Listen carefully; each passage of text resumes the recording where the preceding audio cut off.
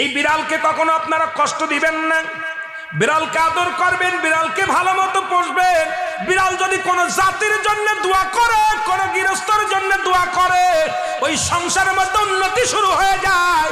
ওই সংসারের মধ্যে আর এক নাম্বার হলো, যে ঘরে বিড়াল থাকে সেই ঘরে জিন আসতে পারে না, জিন বাস করতে পারে না। আর একটা ঘোষণা শুনেন, নবীজি বলে গেছেন, যে ঘরের মধ্যে বিড়াল ছানা বাস করে ওই ঘরের মধ্যে জিন জাতি প্রবেশ করতে পারে না। তাহলে ছোট ছোট মাসুম বাচ্চাগুলো যে ঘরের মধ্যে থাকে, মুসলমান অনেক সময় জিনের আশ্রয় পড়ে যায়, অনেক সময় জিনে আসর করে, ওই ঘরের মধ্যে জিনে আসর করে।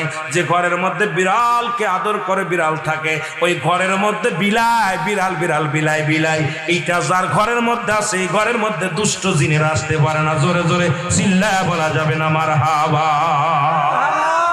একবার নবী সুলাইমান আলাইহিস সালাম শুনতে পাইলেন পাশের বাড়িতে একটা কুকুরকে কষ্ট দিয়ে বিষ